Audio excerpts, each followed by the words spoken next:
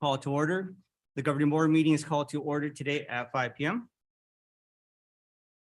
Flag salute. May I please have Aria Pearson come up and lead us in the flag salute, please?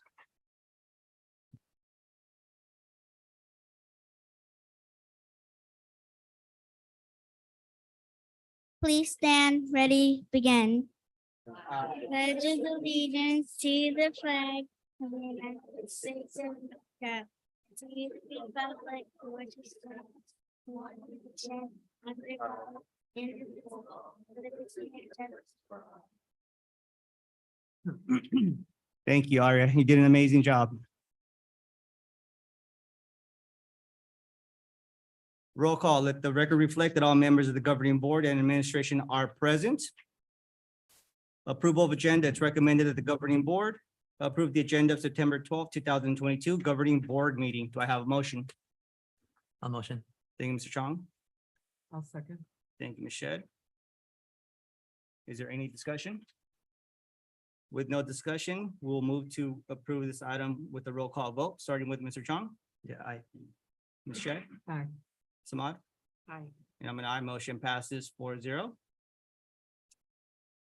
Approval of minutes, approval of August 22nd, 2022, regular meeting minutes. Do I have a motion to approve the minutes? Make a motion. Thank you, Samad. I'll second. Thank you, Ms. Shedd. Is there any discussion? With no discussion, we will move to approve the items with a roll call vote, starting with Mr. Chong. Aye. Ms. Shedd. Aye. Samad. Aye. And I'm an aye. Motion passes 4-0. Governing board comments. We'll start with Mr. Chong. All right, good to see a full house here today. Whitaker, welcome. We're excited to hear about what's going on and just what's going on in your school. I had the ability to stop by at the back to school night and saw a great turnout. Saw Principal Williamson and the meeting she did with her parents, and you could tell the community is strong there. It was really good to see. I hope everyone here agrees that it was a good day to find out and meet your teachers more. So it was a kudos to the staff there and allowing us a great back to school return, and that was really good to see. I want to share about the Coatson Art of Teaching Conference. I'm not often around to go visit during the day, but I hear a lot and connect with the education community, and heard really good, strong, positive things about our district and a lot of our schools and teachers being represented at this conference. And Coatson's a very good partner of ours, providing some good resources and great instructional professional development. And just again, we heard a lot of great things about how basically Whitaker, for example, was one of the leading examples of how reading and writing should be done. So, and CGI at that too. So kudos to them and to just how it's out there. So even the director of the Coatson conference was like, you want to go check it out? Go visit Whitaker. They told that to a coworker of mine at Fullerton.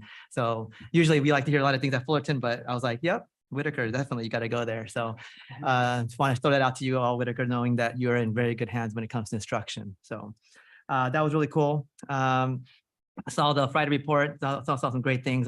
Shout out to Ms. Andros again with her passion about going green and the green project and trying to provide great ways to provide green spaces. Her passion always comes through. And so I just want to throw that little shout out to her because that was really cool to read and see.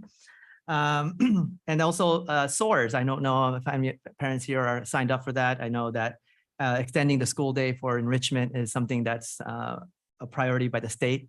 And so hearing that the chess masters or ASAP SoCal started this week and then continuing on to bring on more things.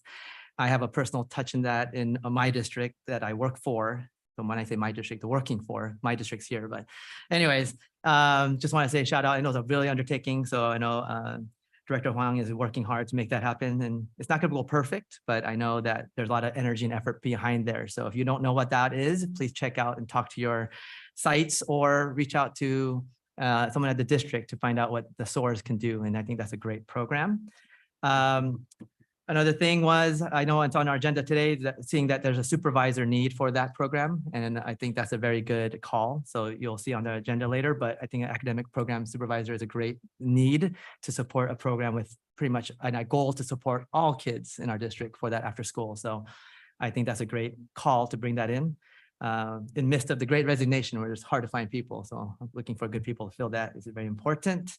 And lastly, I know this is not a fun topic, but cybersecurity. I know that people are like, what is going on? But LA Unified got attacked, I think a couple of weeks ago or last week where they got hacked. So a lot of times they say that the hacking happens actually within they come through within the internal use parts of awareness. So I hope there's some opportunities for more training and awareness of don't go click on anything with the ending with something that's not familiar, like bpsd.us is safe, but anything else, be careful. It might say Amazon, but not really. Just things like that, just to be aware of. But I think that's very important because it's real and it's happening all the time. And I almost get tricked. I see something, oh no, and then you're like, oh, that's not a good one. But anyway, it's a lot to share. That was my report for today. Thanks. Thanks, John. Ms. Ahmad. You keep surprising me and I never know when it's me. I just want to welcome everyone here. I'm excited for our first school report of the year. We're really excited to hear all the great things that are happening at Whitaker. And I also want to thank all our staff around the district for our back to school nights. I enjoyed visiting Buena Park Middle School, their open house, and it was just so nice to go into the classrooms and hear the teachers talk and just reassure the parents. When you walk into a classroom and the teacher is saying how much they like to be at that school, it just makes the parents, and I'm not a parent there anymore, but it just makes the parents feel so reassured to have their kids there. So I really appreciated walking into the classrooms and hearing all the great things that our teachers are doing, because you guys are our ambassadors. So if you like working here and if you like being here, it really reflects on the kids. And so just talked to a lot of parents that day and they were just very happy. I was really glad that we were able to do it in person this year. I know that there were still a few districts around us that were not. So I was excited that parents were able to come on campus and do that. I also want to thank all our staff. I know there's a lot of changes and renovations happening around the district. And, some of it's the cafeteria, whether it's the solar, panels that are, infringing on our parking, or it's Pendleton, of course, the office, and just all the changes happening there. And so I just want to give a huge shout out to all our staff, but especially to our Pendleton staff that have been taking this on so bravely. And it's just a lot of change that's happening. And we all know how hard that is. And so thank you so much for being so flexible and adapting. And I know not everything is going as we want it to, but we're definitely going to push for everything to try to go smoother from now on. That's it for me. Thanks, Michelle. Thank you. Well, again, it's great to see such a full house. On August the 25th, I went to back to school night at Beatty Middle School. And it was great to see people out. And Beatty has two separate parking lots. And so they had greeters at both ends giving maps, which was great because Beatty is not easy to navigate, but it gave the parents something that they could work with. Because a lot of them didn't have their kids with them. I was kind of surprised. And then Principal Vargas was there welcoming parents, families onto campus.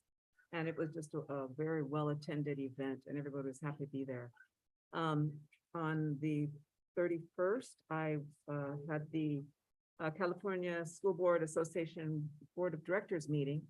And this past year, all we heard about was how board meetings were disrupted and how they had to close them down, and they had anti-maskers and vaccine issues and things like that. And this time they were talking about how parents were happy to be back on campus full-time in session.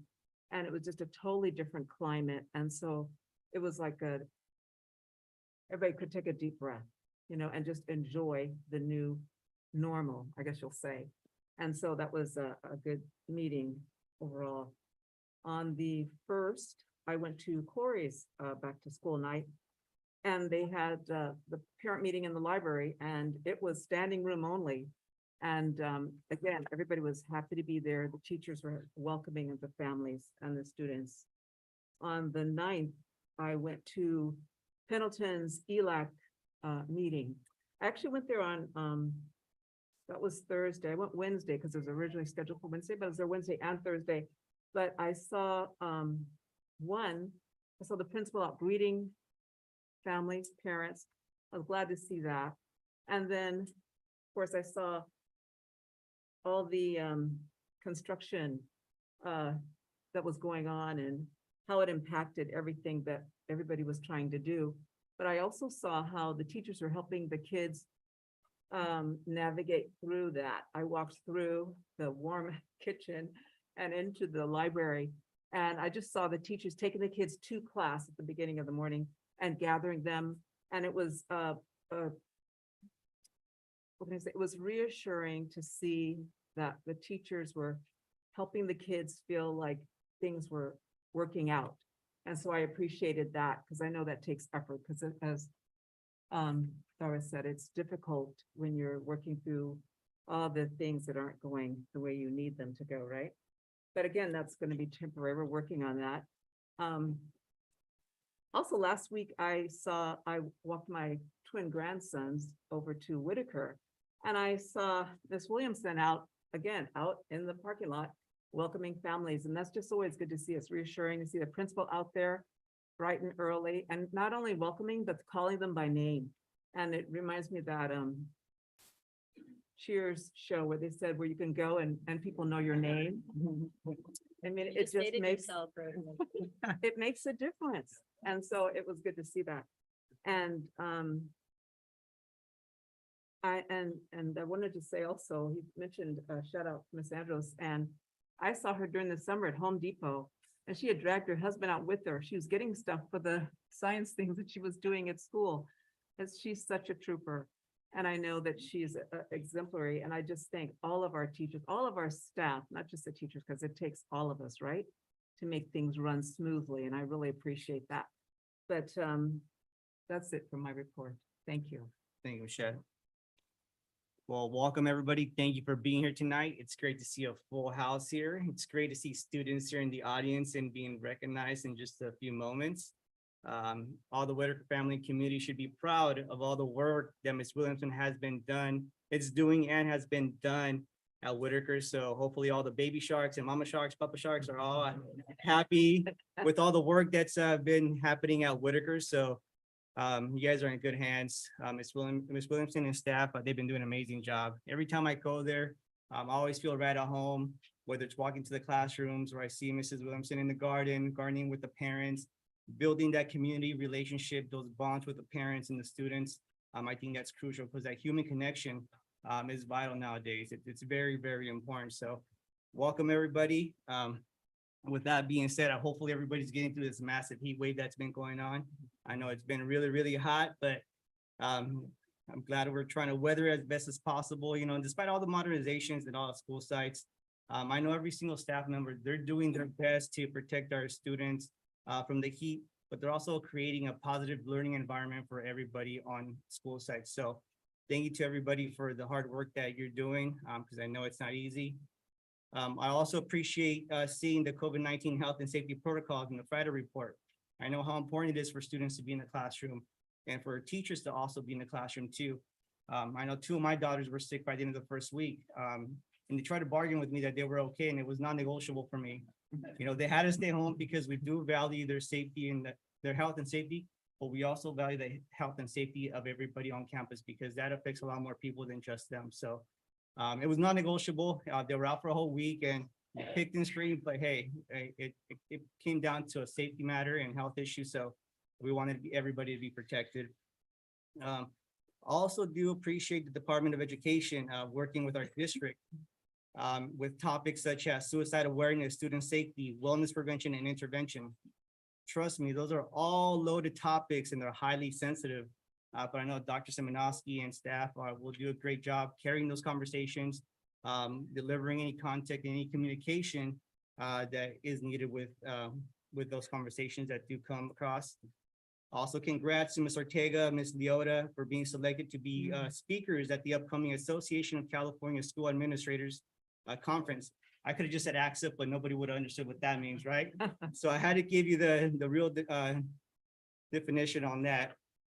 But it's exciting to see, leadership being presenters and speakers at major conferences, because that conference holds roughly over 17,000 educators in the state of California, which is we're the largest state that has that amount of educators. So kudos to them. I know it's not easy, but it's well deserving, and it shows that the Buena Park School District is being put on the map, that we are being talked about, just not here in Buena Park, but they're going to be in San Diego. Imagine all the people traveling in San Diego, hearing their story, hearing what it entails to. That's major. I know I've had an opportunity myself to do some professional development with a well-known professor out of UC Santa Barbara, Dr. Rios. It's been very motivating, very encouraging, because we talked a lot about high rigor, SEL, and equity. Those are all the things that we want to incorporate and include in all schools that we're aware of in regards to that. And before I turn it over to Dr. Miramontes, I'm going to leave you with a quote from Dr. Rios, because he's also a famous author. And it states, analyze the thinking process students are engaging in and how they are asked to demonstrate learning. Check that all students are provided opportunities to critically think, problem solve, and construct meaning. Dr. Victor Rios. So with that being said, I'll turn it over to Dr. Miramontes. Thank you. I'm going to cross off a couple of things that my colleagues have said here. First, I want to thank our parents and guardians for doing back to school night. Your continued partnership is valued. I had staff members dispersed at all the school sites, and they came back and reported that things went really well. So we want to thank everybody for that. Yeah, and Shelley, you probably ears are ringing over there. I had in the Friday report talking about Shelley Andros, our Buena Park Middle School horticulture teacher. And so one of the things we're looking at is we're looking at a going green tree project by 2030. So if you add 20 plus 30, it's 50, right? So by 2030, with the board's blessing and with the expertise of Mrs. Andros and her horticulture students, we're going to be identifying 50 trees and planting them all across the our schools across the district. So Mrs. Andros, I'll be looking for you and your students to lead the way there. We're just going to provide the money to be able to do this, right? And so looking forward to having outdoor learning spaces, cooling spots, so that our students can definitely thrive outdoors. This was mentioned also, our SOARS after school program. Students were excited last week about the chess that they just had the opportunity, which was their first week of additional enrichment things. Students will also be creating comic strips, learning more about robotics, art, and even Rubik's Cube. So I want to thank Director Wong. We look forward to expanding services to more students. I think currently we have about 100 students at each school site. Really, when I was in my superintendent's meeting last Friday, really it's becoming a school, and there's more money coming our way for the after school extended learning opportunity program. What it's becoming school after school. So, we're hoping to have 200 to 300 students per school site to be able to support them across the district. So we're going to be working with one school at a site, although we have a small start this year. We'll be working one school at a site, looking for a model program and enhancing that for all our students, and more information to come out to the community as well. And I also want to talk about the arts and music. That is dear and passionate to my heart. I think we're at a point now, and we've received additional funding for that. So each school site, and I've already spoken to principals, will receive. I can't remember. I can't remember what the amount was. It's either 15,000 or 20,000. You Dr. Dianti, remember what was it 20? So 20,000 to each elementary school site for the next 5 years. We're committed to that.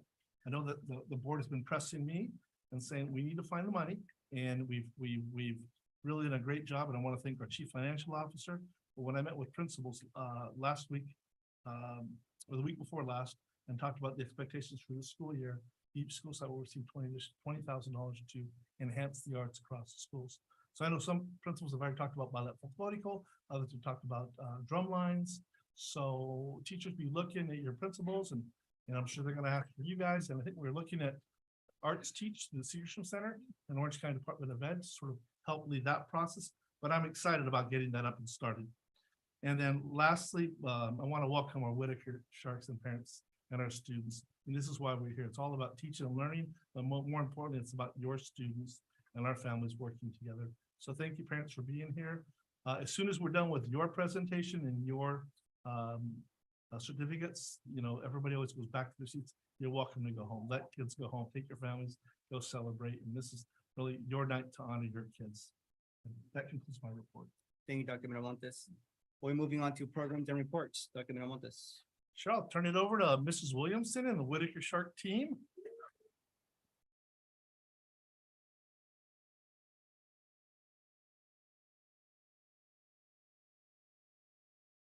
They're all going to start making their way up here.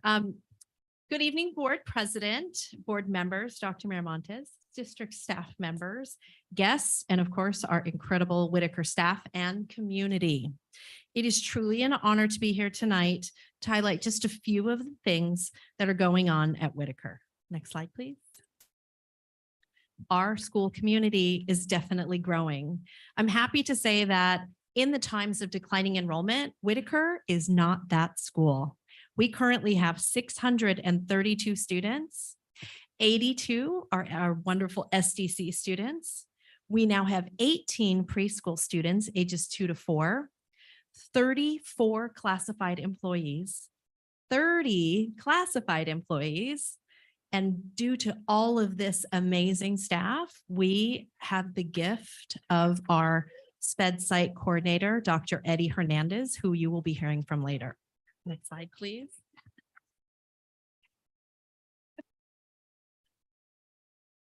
When we talk about getting to know our students, it really is important that we dive into what is driving our students. So when we looked at our panorama data, what showed was the things that the students are feeling the hardest about. And you notice a lot of it has to do with family. So we have taken on that this is what we need to support our families and our students. You'll be hearing a little bit later about some of the things that we are doing with our social emotional learning. Next slide, please. This was also a slide about what could teachers and adults do to better help us. And right at the center of that is math. So we are grateful for the training that we are receiving in CGI. And you will also be hearing about that a little later. But the one that did make me laugh is ice packs. So when we saw that, our new health clerk, Elisa Rios, actually did reach out to district office and had some more ice packs sent to us. So we can cross that one off now. Next slide, please. As we look into our iReady data, we were talking about this is from diagnostic 1 to diagnostic 3. And of course, we showed increases where we were supposed to, but our biggest thing was that we talked about look at the decrease in the red from diagnostic 1 to diagnostic 2.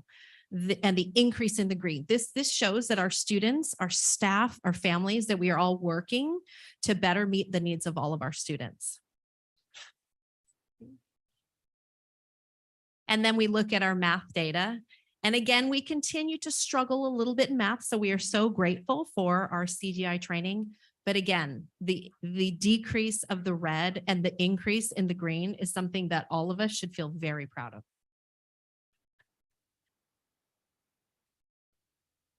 And as this was our first year back at the SBAC, here is our baseline data.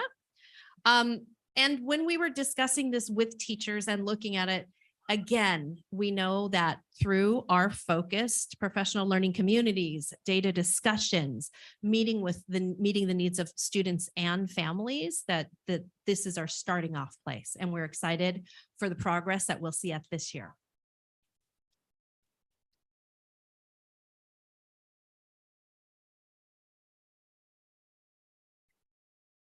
I'm Dr. Hernandez. I'm the special ed coordinator at the Whitaker, one and only. So at Whitaker, we are meeting the need of all, let me repeat that, all students and families through our district's 3 pillars of culture, rigor, and equity. Next slide, please. Our programs address all 3 areas. We have categorized them in our district pillars. Let's start with culture. It starts off with our pride, wearing the t-shirts, having our staff wear t-shirts because we take great pride in this brand, in this name, and we respect it dearly. We also have increased social emotional with our families and with our students as well. And we're definitely working on family engagement, and that starts with our events, with our garden, with our Instagram, that's getting more followers as we talk. And that's big for us. We want to really focus on the culture and get everybody on board that this is the Whitaker way and we are Whitaker. The second pillar that aligns with the district is rigor. Again, this is very important for us because we want to increase that rigor with our students. So what we've done is we increased professional learning communities, and where we meet with the teachers and we discuss, we have data-driven decisions on what is best going to work for our students and how can we expect the best for them and we can work for them. We also partner with the UCI Research Practice Partnership, where we are doing an open study on CGI. And lastly, equity. This is very important because like I mentioned, that word all. We want all our students to learn. So what we're doing is we're doing differentiated instruction for all our students and designated English language development. But the most important thing that I want you to take from this is that we want every student, we believe that every student will learn and every student will thrive. That is the Whitaker way. Next slide, please. For our professional learning community, we are strengthening our professional learning communities. We are continuing our work with Dr. Cruz and Ms. Freeze. Like I said, we are having data discussions on our students, and we're focusing on these 4 essential questions. What do we want our students to learn? How will we know when they have learned it? How do we respond if they have not learned it? And how do we respond if they have? And those are very important guiding questions so we can meet all our needs, again, all our needs of our students.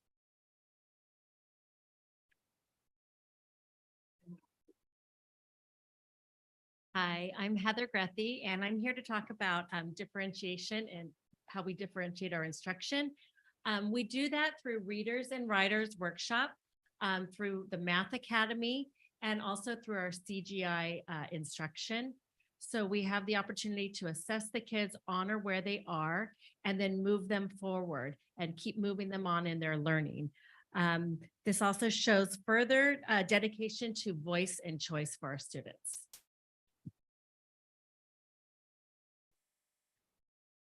Good evening, I'm Ann Gunderson. I'm a 1st grade teacher, and we are very fortunate at Whitaker to be working with the UCA Irvine. We're working in a research practice partnership, and this is happening for the next 2 years. We teachers are receiving 5 days of professional development in cognitive guided instruction, which is CGI math, from the Orange County Department of Education. Math PhD candidates from UC Irvine will come to Whitaker School to provide individual coaching on CGI. In fact, I was fortunate today to have Dr. Jody Guarino from the Orange County Department of Education come into my classroom, coaching me and working with my students on CGI strategies. We did a lesson together today on counting collections. Right, Isabella? On Friday, I'm looking forward to welcoming Patricia Fuentes. She's also a UCI graduate student, and Patricia will be coming in to coach me in my classroom and work with my students on Friday. So, thank you. Hi, I'm Suzanne Huerta, and I teach SDC grades 4 and 5. In order to meet the differing language needs of all of our students, we have designated ELD for 30 minutes each day. Grades 3 through 5 have the same time. This gives us the ability to create more focus levels. It's also the perfect opportunity for our mainstreaming, giving our SDC students time with typical peers. Hi, I am Christina Ryder, and I have the privilege of being the coach and mentor once again at Whitaker School. The Coates Foundation provides high-quality professional development to make good teachers great. Teachers go through an extensive application process in order to qualify. This year, our fellows are in reading, Mary Beth Garza and Janet Golgorin, and in math, Dana Santoyo, Kimberly Ulanka, Carolyn Revtek, and Christina Brown. We are so honored to have our second cohort, and only a handful of schools across Los Angeles and Orange County are selected for a second round of.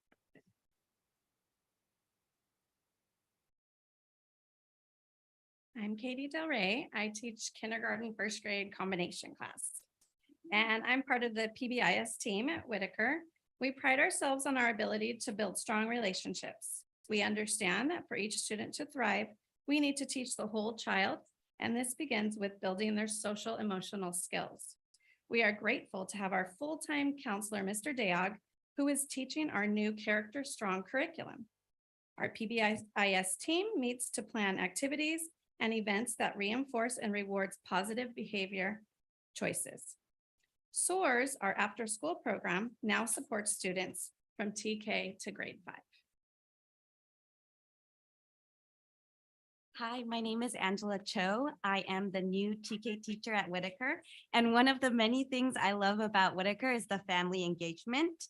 In order to meet the needs of all students and families, we have several opportunities for family engagement. Parents are our partners, and we share in the responsibility, the challenge, and the joy of watching our students develop. Parents can be part of our English Language Advisory Committee and School Site Council, group greeters, volunteering, and of course, our family opportunity events such as our gardening events and family nights. Here at Whitaker, our students, we talk about thrive and drive. We thrive on building strong relationships with our students, families, and fellow staff members. And we use all the data that we collect, not just from assessments, but also from the daily interactions that we have with our students to drive our instruction. And again, you can see from the data that it's really working. And we're very excited for this upcoming year. And I would like to do a very quick commercial for those of you that do not follow us on Instagram. Here is your chance. I do. I'm so glad. Miss Huerta is our social media guru, and Dr. Simonovsky actually said it paints such a beautiful picture of Whitaker. Next slide, please. So again, as you can see, when we talk about building relationships, it starts really from our staff and feeds into our students and then out to our families. And I'm so grateful to be a part of a staff that really prides itself on growing together, learning together, and the fact that we just love being together. Thank you.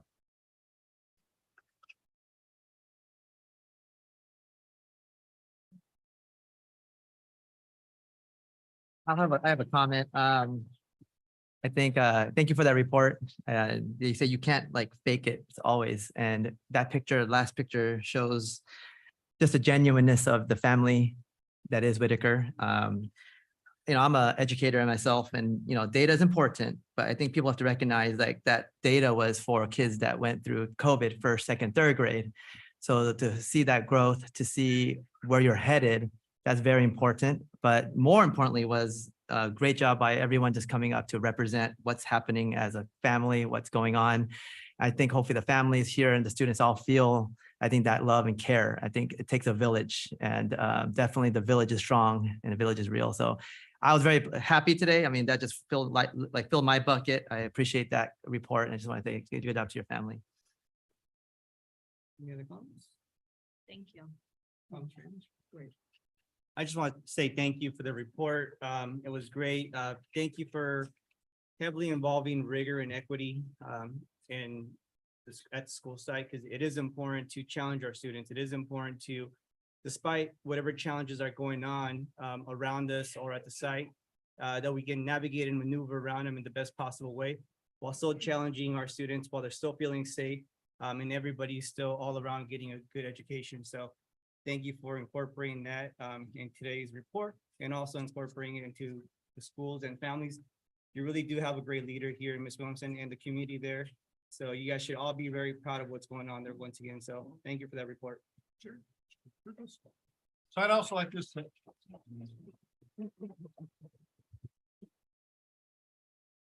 I'd also like to just echo what my members up here on the governance team are saying. Last year was a tough year. If we can go back and reflect back 1 year ago, how tough it was, especially with our special needs population, right? So we struggled, not just special needs, but even some of our gen ed students, right? And I sit with the Orange County Superintendent's Council. Last week, we were talking about the difference between last year and this year, and it's night and day, right? The relationships were always there, right? But it took us some time, right? It definitely took us some time. We've also added some key people. I see Angela Cho, which was gonna be my resident teacher and then like a day before school started, we said, you're teaching TK, and she's so smiling right now. So thank you. And then again, just, the leadership is everything. When we talk about leadership, it's not just Mrs. Williamson. It's the addition of Dr. Hernandez there.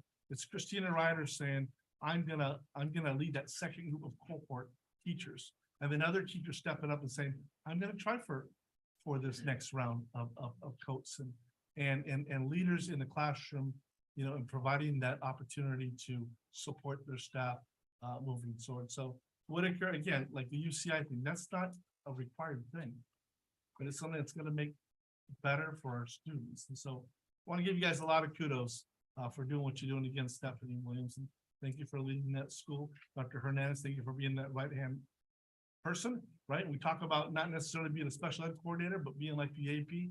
You're being like that AP. So thank you very much. I want to give you lots of props as well. So thank you all.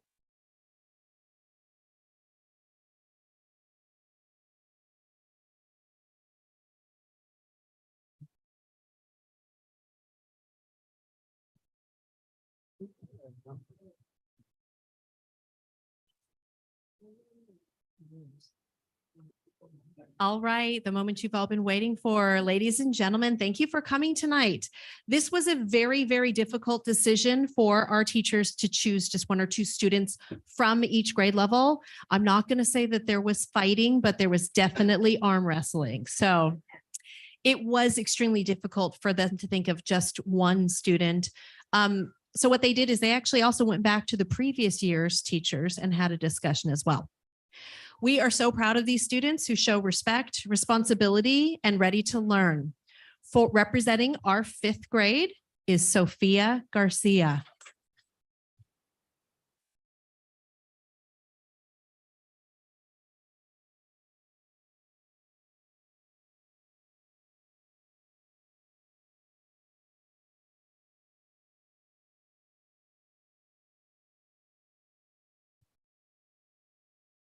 Representing our 4th grade, Annalise Mondragon.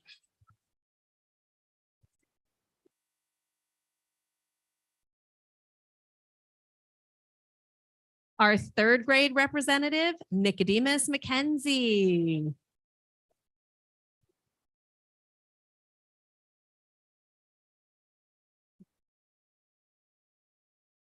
Our 2nd grade student, Miss Aria Pearson.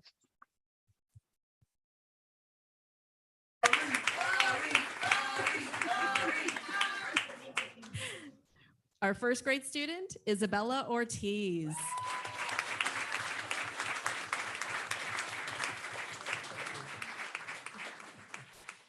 Kinder did persuade me. Kinder has 2. First, Ms. Mira Wade.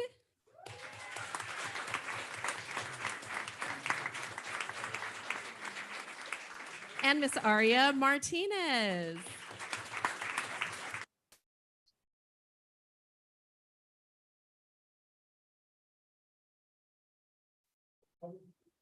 Right? And last but definitely not least, he's so excited. They were the first ones here, Mr. Alexander Garcia for TK.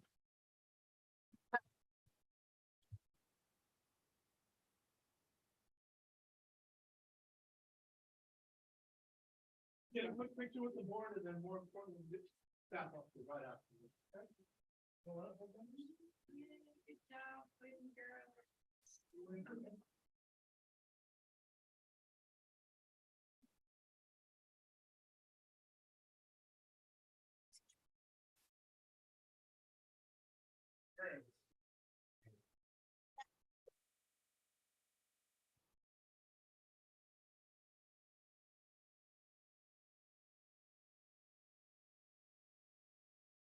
Now let's get our chapter come on.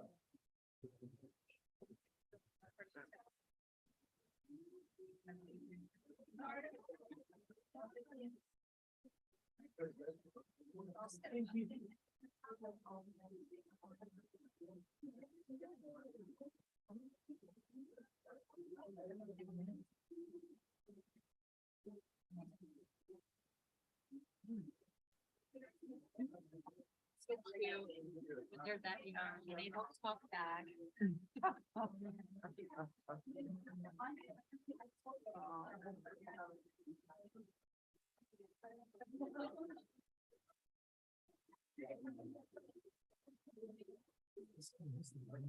Yeah, I used to always go like this. But now we're on, so we can. We can do.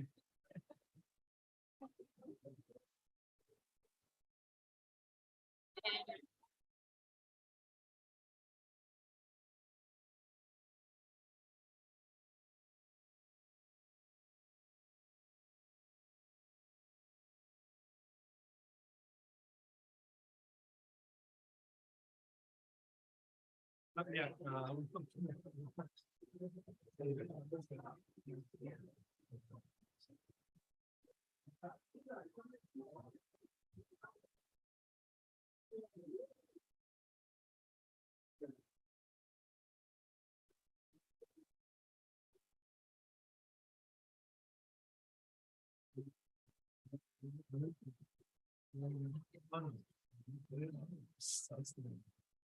feel that. Yeah.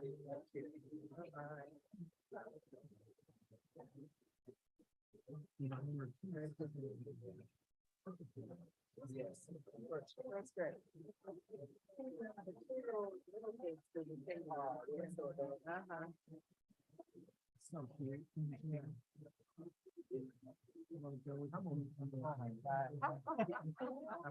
Reminds me of what they do. She still does it.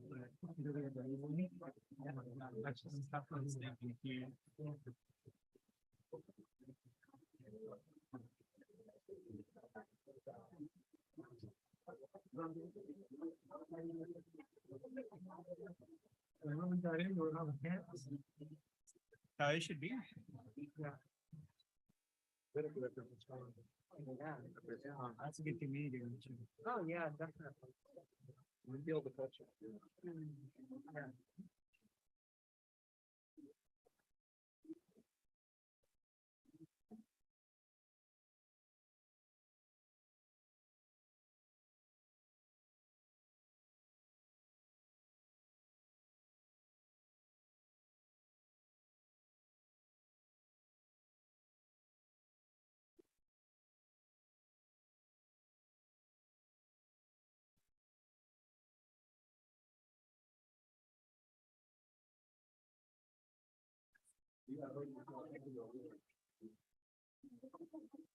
No, you're good. Oh, no, your guys are good. You're good.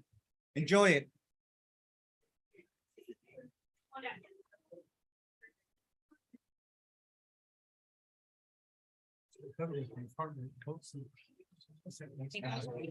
Congratulations.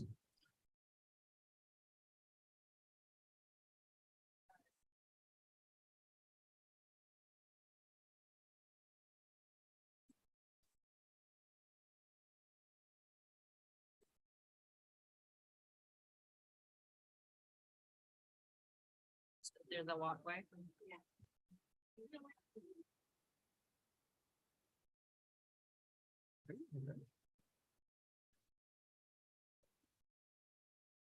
All right, so we'll continue on with programs and reports with, still with Dr. Miramontes.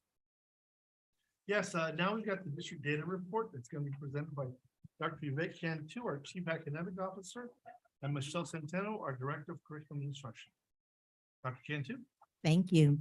Good evening, Board President, board members, our Superintendent, Dr. Miramontes, Cabinet, and our esteemed guest. It is a pleasure to present to you the data of 2022 of our students, and they're showing their academic growth. Although the data from the state is preliminary, which is the word I'm still working how to pronounce, and not yet ready for public, it is important that we look at this data as we plan for our instructional program, the beginning of the 22-23 school year. Next slide. How do we measure student growth? As you all know, we strive for a holistic program. So therefore, we measure growth by looking at both academic measures, the state, as well as our local measures such as iReady and Panorama.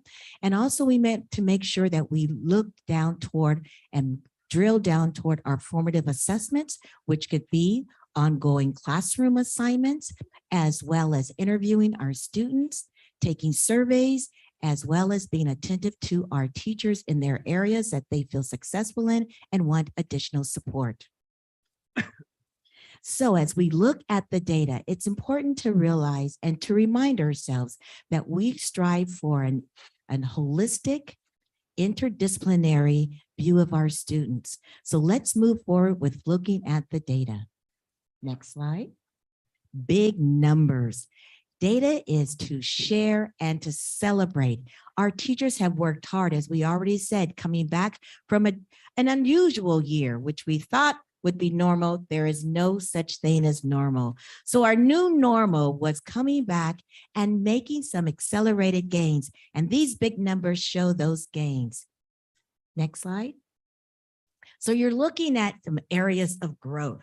As you can see from our diagnostic 1 to a diagnostic 3, we have had growth in early learning for early learning to our mid growth for iReady reading. Next slide. More big numbers in math. As you can recall from what we've heard from Whitaker, math is our focus. It started with our CGI training a few years back, and we're moving forward with some big gains. Next slide.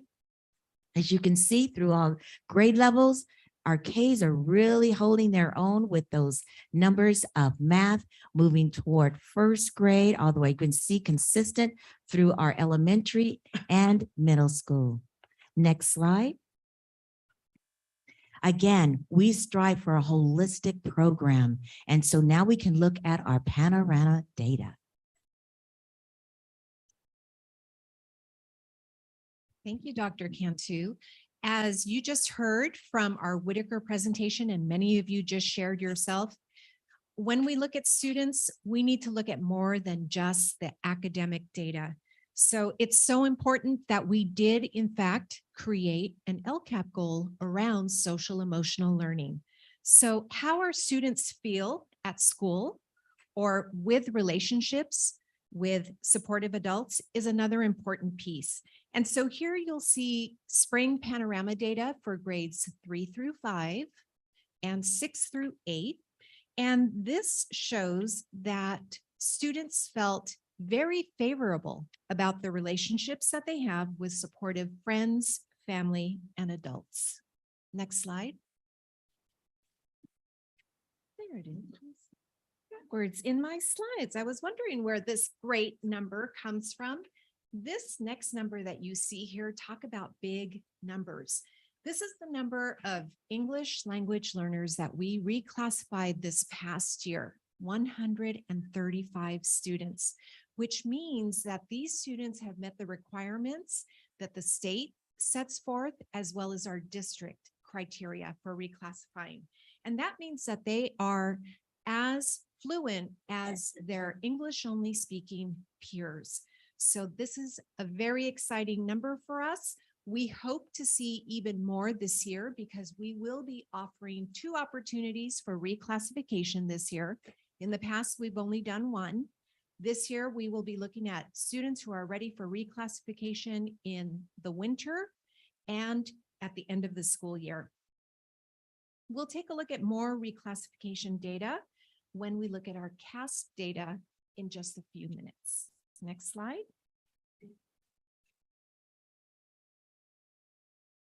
So from the first 2 slides, you saw those big numbers, and they represent growth that our students have had once returning to in-person learning.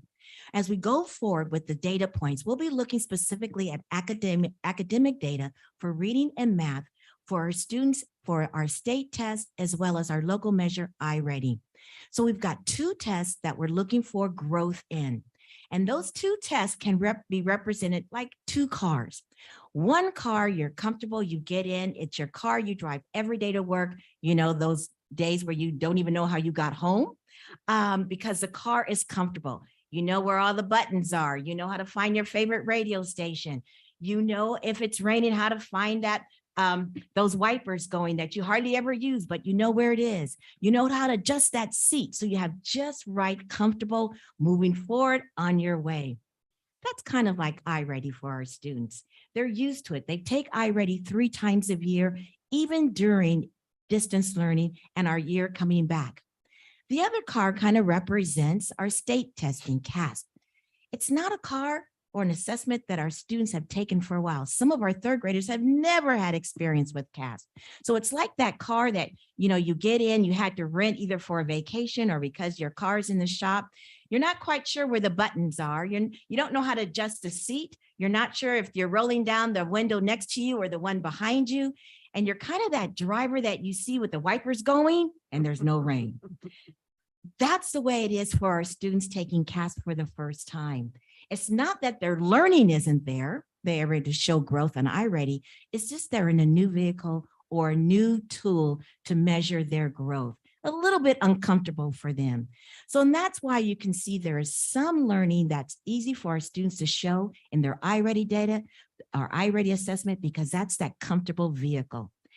As opposed to coming back and taking CASP for the first time, using assessment where they're not quite sure how to navigate the technology of the assessment. So even though they may have that same strong learning, it may not show up as readily on that new assessment that they haven't had much experience with. So with that in mind, let's continue looking at the academic data for reading and math using iReady. That is a really great analogy, Dr. Cantu. So let's take a look at our iReady reading results. This is overall for our district in spring of 2022. So you can see that we had 47% of our students who were they met or exceeded grade level. And you can see the other 2 levels as well. The growth that you don't see here is that our students who met or exceeded their standards in reading increased between Diagnostic 1 and Diagnostic 3, what you see here, by 23%. We also decreased, so you heard that in the Whitaker presentation. It's just as important to see the bands of students who are 1 or more grade level behind. You want to see those bands decrease, and that's what we saw here. So students who are 1 grade level below was decreased district-wide by 13%, and students who were 2 or more grade levels behind was reduced by 10%. This was in the area of reading. So now let's look at the next slide where we will see more drilling down with the data. So here we now see reading by grade level across the district. So remember, iReady we give to all of our students, kinder through 8th grades. And you can see that our students perform very well across the elementary levels and kind of held steady at the middle school levels.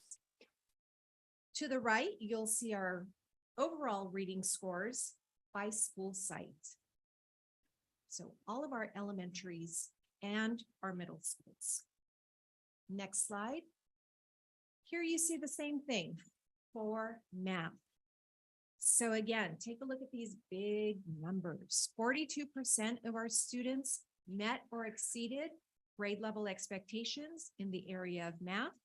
Again, what you don't see is that there was a 26% growth compared to Diagnostic 1 and Diagnostic 3, what you're looking at here. Again, what you don't see here is that students who were 1 grade level below, so that's our yellow band, here we reduce that by 10%. And for our students who were 2 or more grade levels below, we reduce that amount by 17%. So double digits across the way. Next slide. Again, we're going to look at math a little deeper. To the left, you'll see our math scores by grade level. So again, similar results to language arts. how our students performed in language arts. And then to the right, you'll see the scores by school sites. So we have lots of great numbers here. Next slide. All right, we talked about English learners before. We're going to talk about English learners again. So what you see here is how our English learners performed in the area of reading and math on Diagnostic 3 as compared to our English only speaking students. So you can see that 32% of our English learners, again, these are students who have not reclassified, they met or exceeded grade level standards. In the area of math, it was 30%. So do we have some catching up? We do. But again, I do want to stress these are students who are still learning the language. So proud of these numbers. Next slide. Here we're going to look at the same type of data for our special education students. So you can see that to the right, we have, or excuse me, to the left, we have our reading data. 19% of our students who are special education students met or exceeded grade level standards. And then to the right of that, you can see that we have our students who are not special education. The graph on the right shows our math data. So again, we know we have work to do. What you don't see here again is the growth between Diagnostic 1 and Diagnostic 3. Next slide.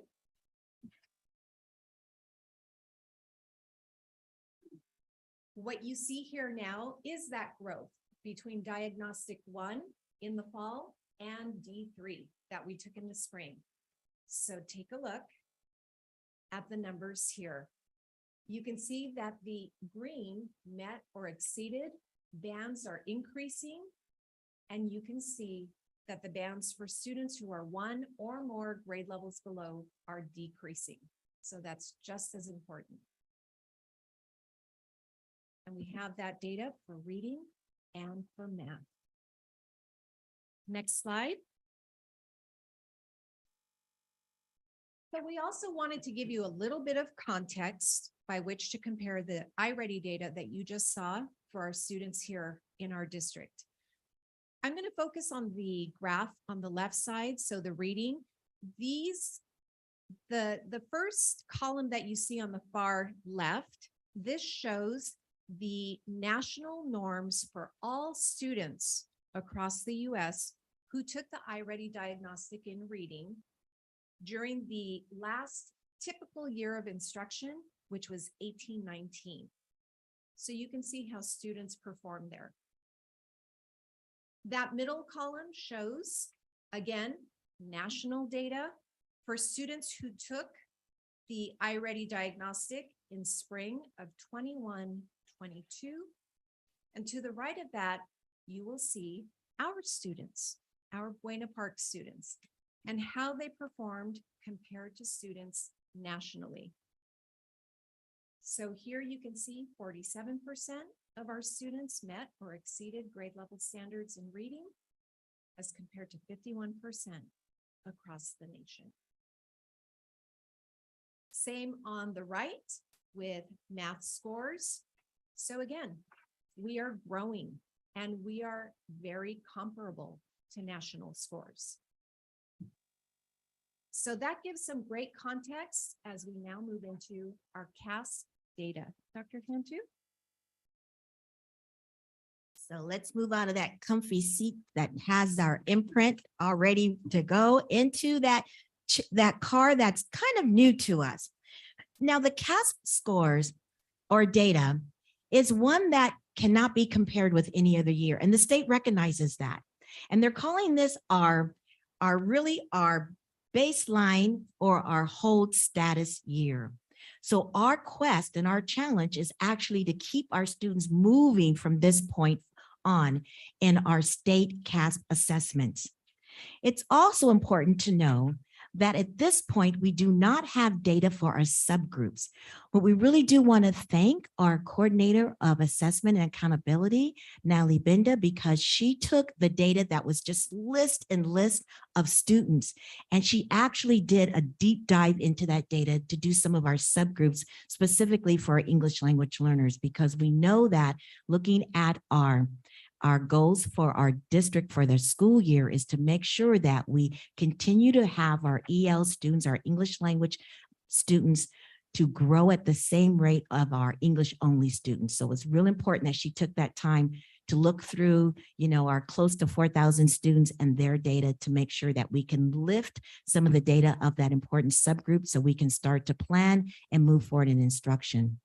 We don't have at this time any data about the claims. As you remember, for CASP, and our students look at the domains that are assessed, we don't have that. We just have a big overall assessment data points for reading and math that we'll review today. Next slide. So overall, we can see our CASP data for English language arts. We can see that we have at this point, as a green is showing, 40% of our students are meeting or exceeding grade level expectations. 24% are nearly met, and 36% have not met standards yet in ELA. And remember, we do not have a comparison for these data points. Next slide. But what we do want to do is to look at the data in two areas very similar to what we're doing with iReady, and that's looking at this ELA overall data by grade level. So you can see that we are in the ballpark for all grade levels across our district, starting with about 40% in our third grade. And remember, CASP is third through eighth grade scores. So we start with third grade with 40% of our students meeting those expectations or exceeding them. And we hover around that across all grade levels in ELA. We're also looking at ELA data points for schools. As you can see, we have some of our schools that are around 49%, all the way the highest is our 68% in ELA. And you can see also where our area of needs are, either most importantly, what grade levels our area of needs are in ELA. And because of this, we've already had our reboot of our reading and writing workshop, because we know that not all of our grade levels had the same strength of professional development when we first rolled out our reading and writers workshop, or we've had changes in grade levels. So we've done that reboot in anticipation of our students needing stronger instruction and accelerated instruction now that we've returned from distance learning. Next slide. Overall in math, you can see that 30% of our students are at or exceed grade level, 27% are nearly met, and 43% have not met grade level expectations. Next slide. As you can see, as we're looking at this data by grade level, third through eighth grade, you can see also where our area of need is in our grade levels. And we're looking at supporting our math at middle school specifically have not had materials that are aligned with Common Core, which is how these standards are assessed. So we have new materials that are aligned in middle school with math. We have our strong also math PD for CGI in our elementary. So math is a strong focus for us, knowing and anticipating these scores. We look again across our schools. We know when we talk about equity, what we need to do is look at this data and determine the strengths of our PD, where we need to have more at what grade level and what school site, so that students have exactly that real-time strength of instruction as well as intervention.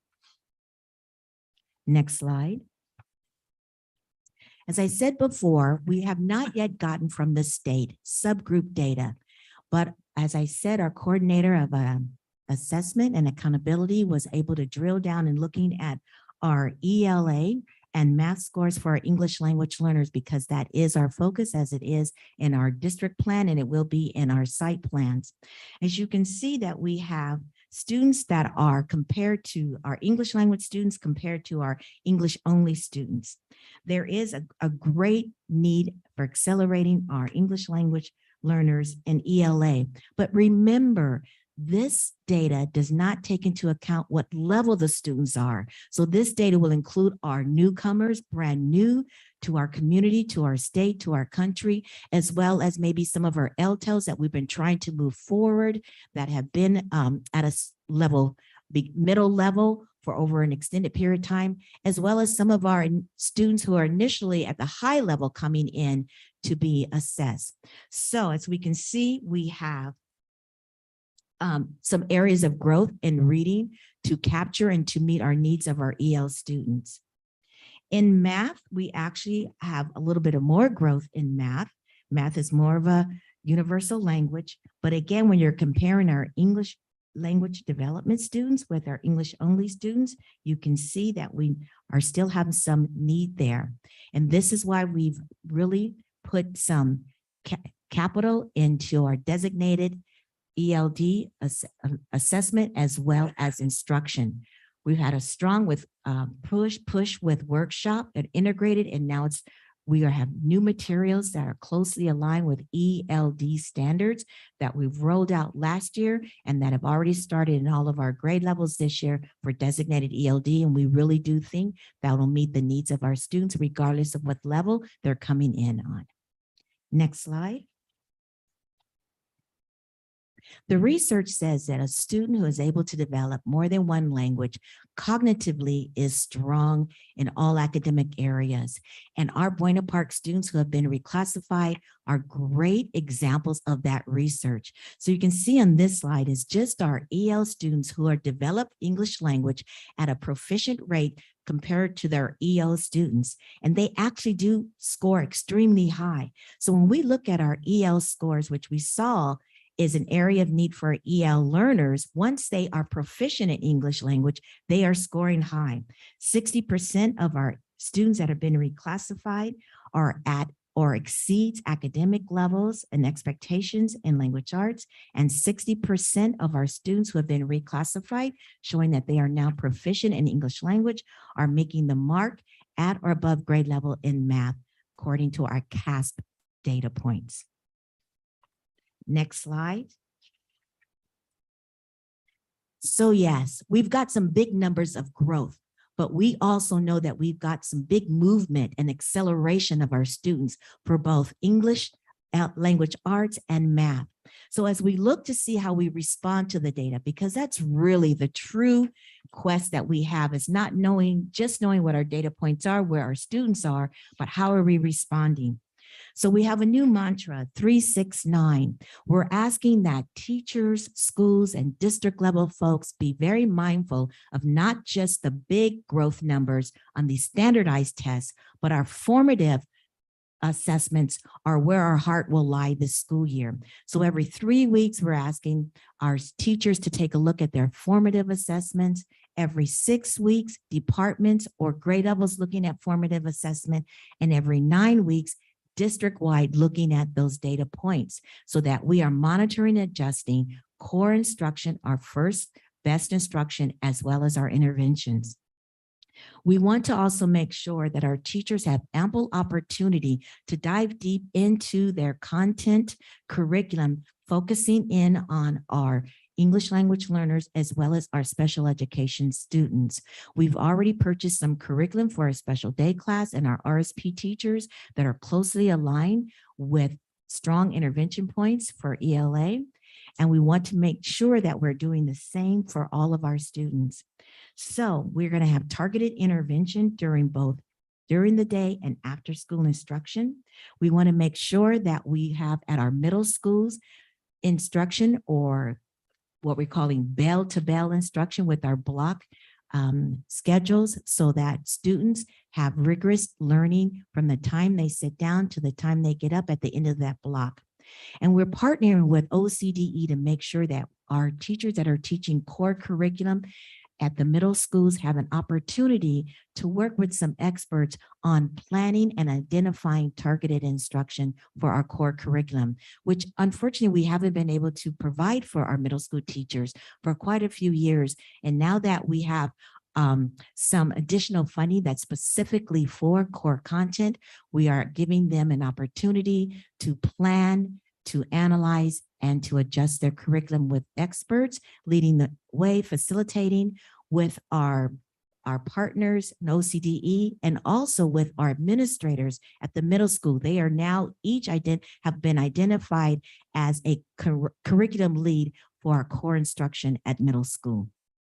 At elementary, we'll continue with our reboot of reading and writing workshop for those teachers who did not have access to strong professional development or who have changed grade levels since their original and initial professional development. And again, we want to make sure that our students are focusing on during the day targeted intervention for all reading and math, as well as designated ELD. So again, our charge isn't just to look at this data, but is to respond to it in a very strong and intentional fashion. Next slide. So that's the end of our presenting update to you. Do you have any questions at this time? Can you go back to the slide regarding the RFEP students Yes. and the one right before that? So when you look at our non-English learners to the right, non-English. Yes. So 52 and then 52 and 38, correct? And then go Yes. to our RFEP students, 60 and 60. Mhm. Is it 5 to 7 years? Is that the studies say the academic language? It Yes. takes a little bit longer.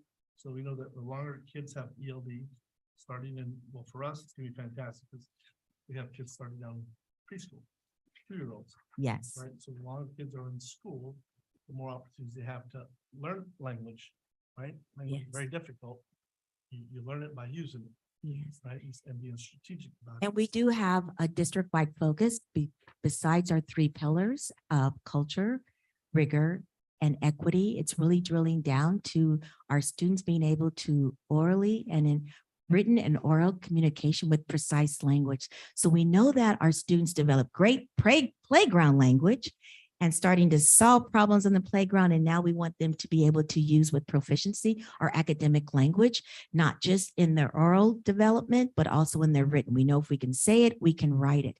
And the research tells us that if our students are doing writing across all content areas and all grade levels, that's one of the criteria for schools that have, like ours, that have a large English language population, a large socioeconomic need population, as well as a comparable SPED population. By more writing we do connected to our reading and making it meaningful, the more growth we'll see at all grade levels. So we do have that focus of our students being able to read, write with great content and meaningful content at grade level across all content areas. Mhm. I just have 2 questions. Yes. So for the numbers that were at the beginning, I'm sorry, I don't know what we're comparing them to. So the big numbers that you were talking about. Yes. what So does it those are mean when- growth numbers.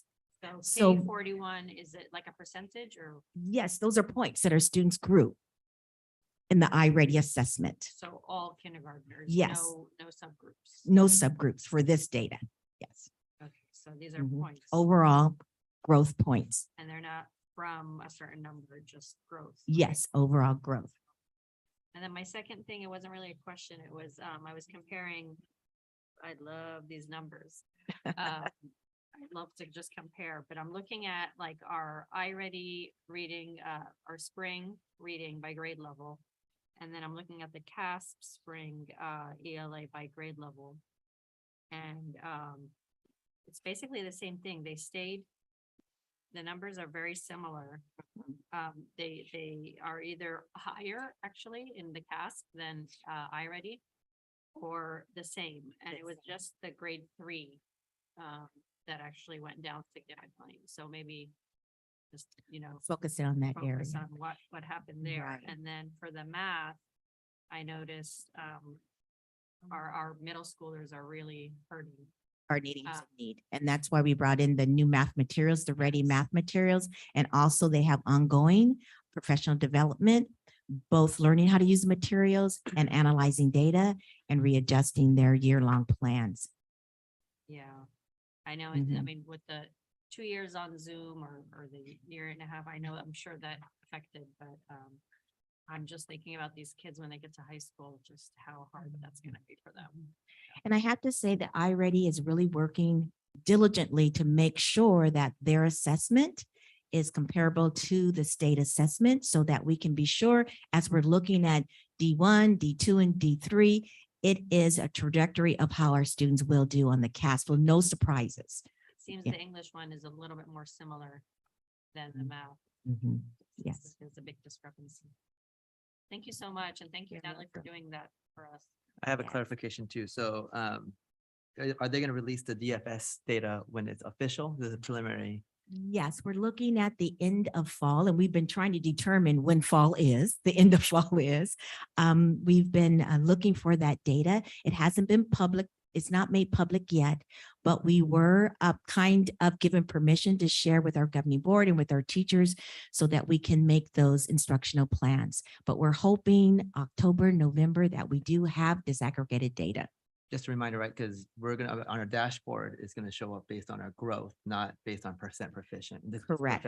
Percent proficient, right?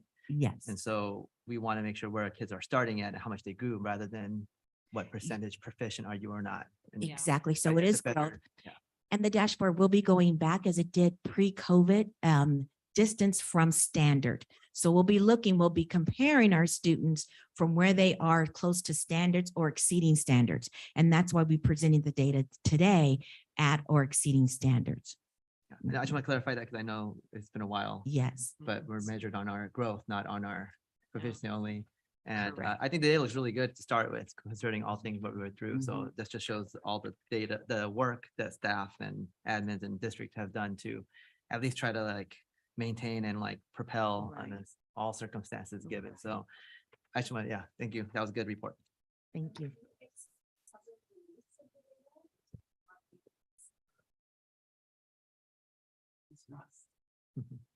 Thank you, everyone.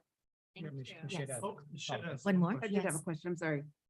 Did you say that there's funding for the middle school teachers to sit down with their materials and do planning? Yes, we actually did over the summer. We started with math over the summer. Our middle school teachers they're thirsty and they even said, we're not waiting till August. They came in and started working on their year-long math plans, looking at how to structure their blocks schedule so that like we said, bell to bell.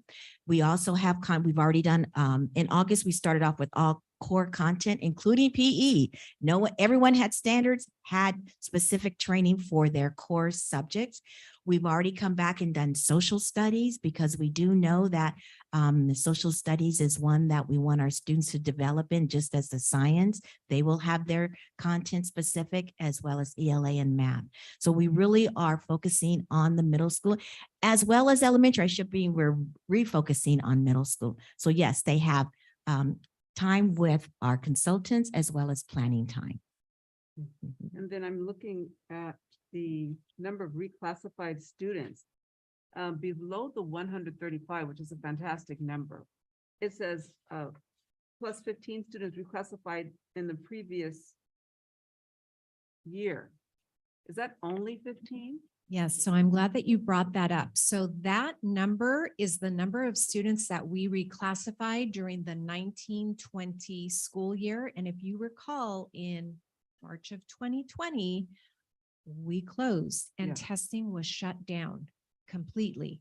So we had started that spring. We had tested students at Corey and we were testing at Buena Park Middle School when all testing ceased. So we had very few students that we were able to test and that we were able to subsequently reclassify. Okay, that makes Yes, sense. I should have brought that up. Thank you for highlighting great. that Thank you. because that's a little alarming, Yeah. Yeah. but we are bouncing back. All right, thank you. And again, thank you to Natalie Bender for pulling out those numbers and going through all that all those students to find ours. Thank you. Yeah, I also want to thank Ms. Benda for that hard work, because it's not easy digging through all those numbers. I see you hiding over there. I want to make sure that you are recognized, because I mean, going through all that data, it's not easy putting it together and also being it delivered here at today's board meeting with Ms. Nintendo and Ms. Cantu. It's a big deal. So thank you for all that work, because I know it's, like I said, digging through all the data and putting it, composing it, and by putting it in a way that's going to get articulated back to us, made a lot of sense. So thank you for that.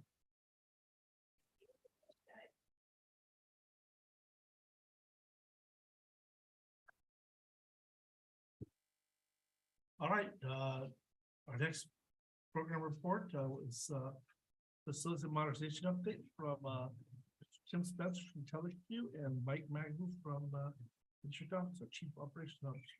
Mr. Spencer. Awesome. Good evening, everyone. Thank you for allowing me to update you what's going on in the facilities. It's been a lot of progress and we're excited to share it. So next slide. Tonight's agenda, we're just going to go over all the projects, what's ongoing and where we're at with some upcoming things with completing the projects and with the solar and where we're at with some of those items. So we'll go through each one of those. First being the Beatty Athletics Building. Beatty is substantially completed.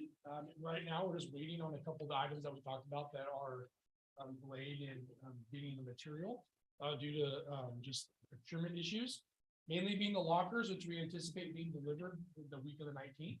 We don't have an exact date from the shipment of the driver yet, but it should be that week, and we'll install them and schedule it as soon as we have them in hand.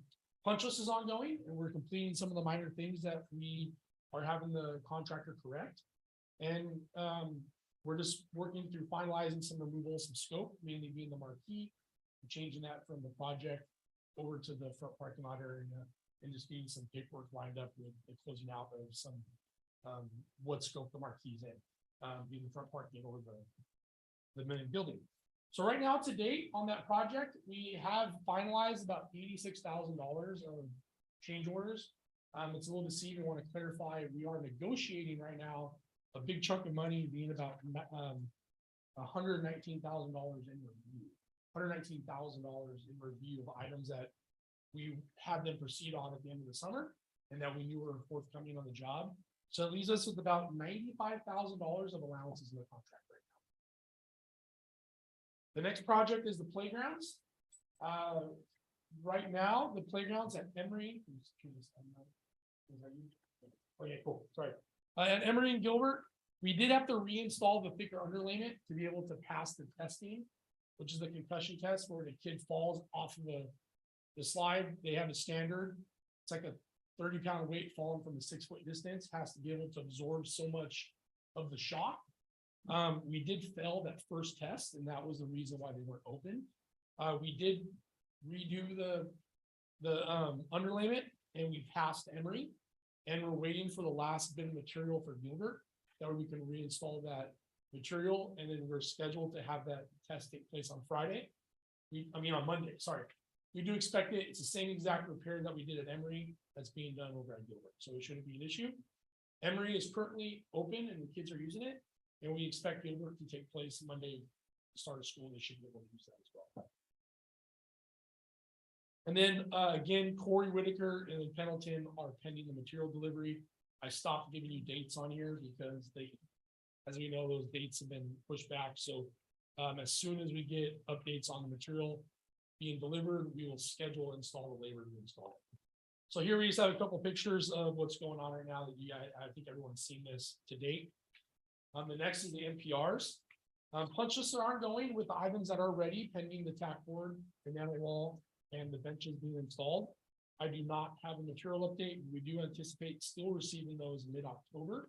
As soon as the material is in, again, we'll install those last pieces of the puzzle for the NPRs. The Whitaker Curb and Fill project. So the parking lot's completed. There is the off-site work with the city, and I have some corrections to some dates that are on here because I gave this to Mr. Magbu prior to that rain event. That delayed the work. They were supposed to start that end of last week. That got pushed back. Right now, the bus turnout is anticipated to be completed on the 23rd. And on the 23rd, you'll be able to use the bus turnout. We did have some wind damage for the trees, and right now the contractor is in the process of replacing 4 of the trees. We had like 49 mile an hour, 52 mile an hour gusts over the weekend, but we are replacing those. They are under the warranty from the nursery, and we're going through the process right now of scheduling to get them in the new trees and putting them in. And we'll have to work with the site when that takes place. It shouldn't take too long. We want to work around, drop off, and pick up, not impact the site. The next is the Pendleton project that's underway. Rebar is installed, and we did get the structural observation. Last Saturday, we did pour the footings. We asked the contractor. It was very challenging logistically to do concrete pours on the day of drop off and pickup because we cannot schedule the time when the trucks come. So we performed that over the Saturday, and we're actually having our concrete slab pour, which is taking place on Saturday the 24th. It's just a lot easier for the contractor to come in, and we don't have to worry about buses and parents and all that with that very tight envelope of the project that we have, and the small amount of room that we have for staging area. So that did take place on Saturday. It went well. We had no issues. The slab work is starting this week. And as soon as we get all the rebar and everything installed, we'll pour, like I said, we'll pour the concrete for the slab on the Saturday the 24th. What's good news is we did get some dates out of Spectrum and AT&T. Working with those utility companies is never easy, but installation of the internet from Spectrum is scheduled to start this week. I believe that they were out there today doing some preliminary work, getting ready for that installation, along with AT&T service, which is scheduled tentatively right now for the 30th to get out there and start their install. The next project slide is you saw some photos of the work that this last week before the concrete pour. There on the right, you see the footings that were poured in the truck that was out there on Saturday pumping over the site. And then the next are the solar projects, so I'll hand it over to Mike.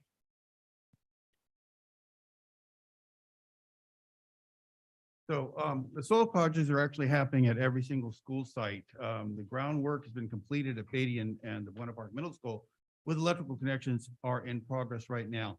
A lot of this work is actually right now in this phase is being done underground. So they tunnel underneath the ground, they pop up someplace and they re-tunnel underground to bring back the connections. Panel tie-ins at Quarry have been completed. The groundwork has started. Boring and columns work has started at Emory. Ground testing and boring prep has started at Gilbert.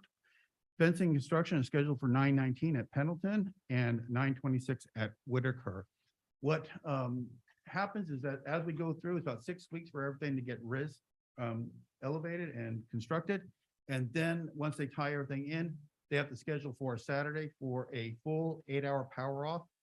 And that has to be scheduled so that we can make arrangements with the child nutrition staff to make sure that they don't have any food that is needed in there. Plus, we have to schedule because we have to go in and shut down properly all the different tech that has to be shut down at a site so it doesn't just crash and burn. All right.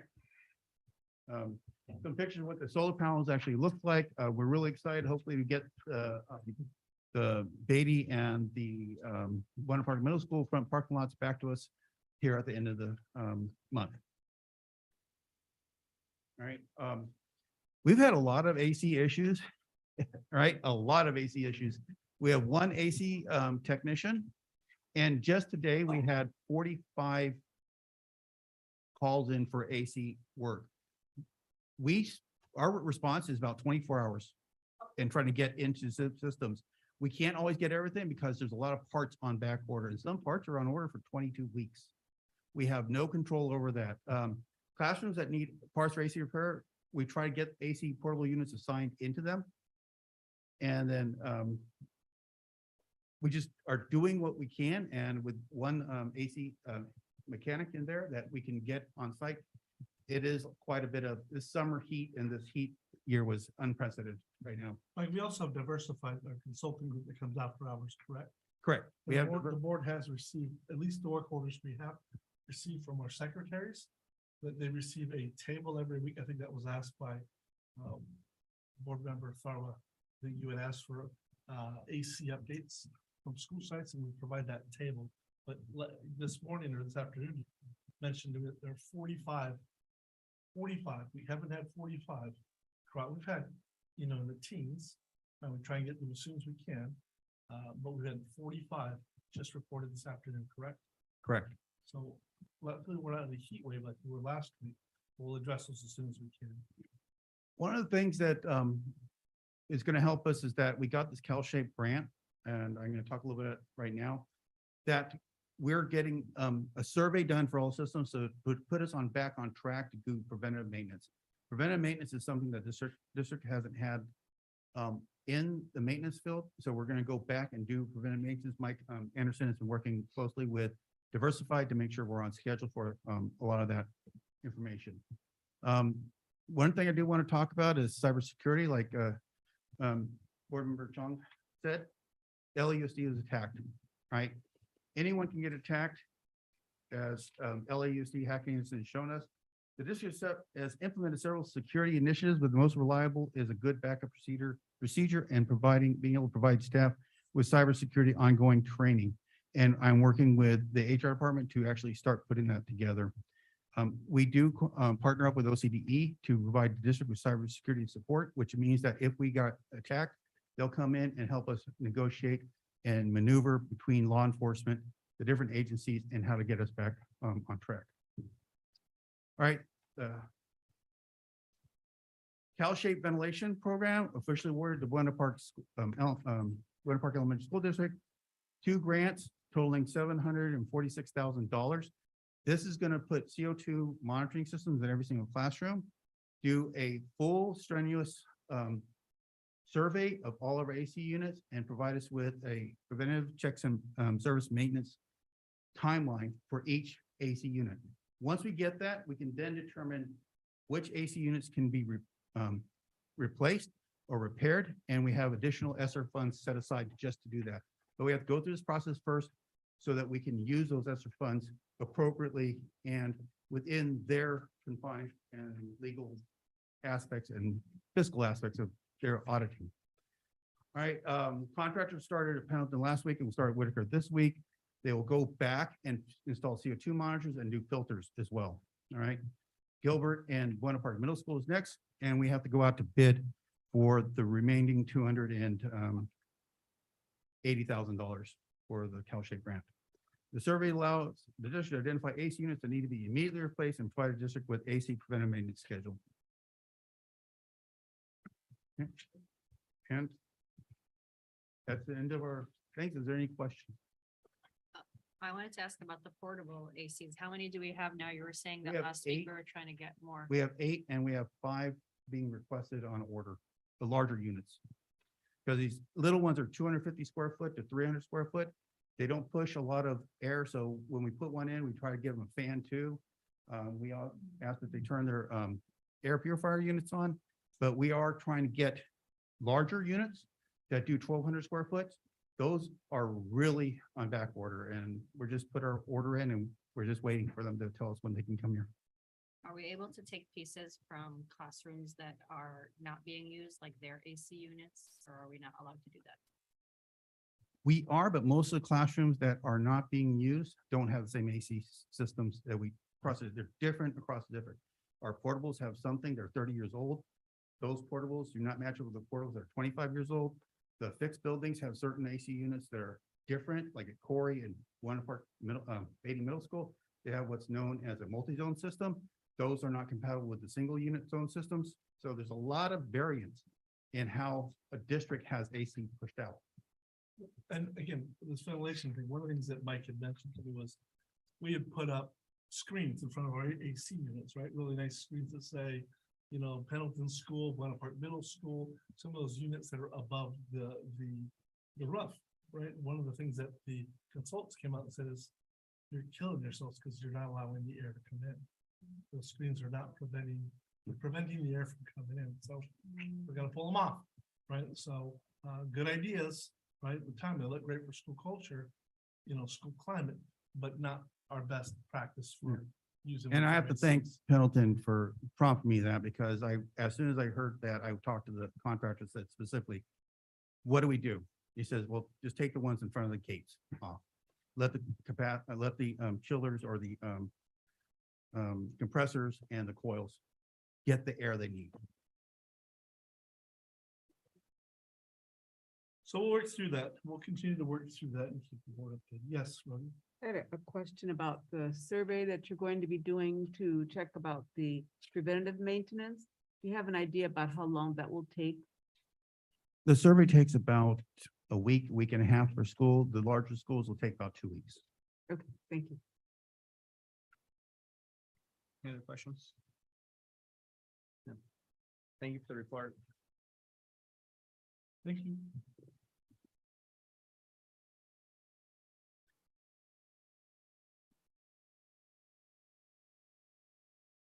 We'll be moving on to the hearing session. The audience members may request to address the board on an item on or off the agenda per board bylaws 9323.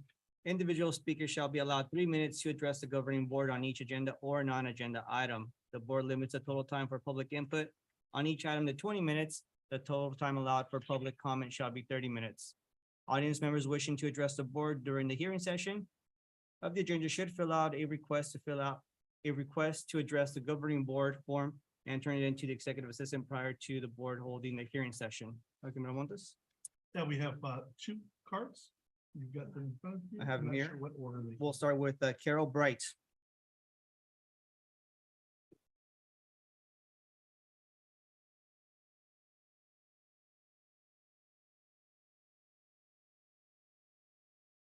Evening, my name is Carol Bright. I'm the president of Buena Park Teachers Association.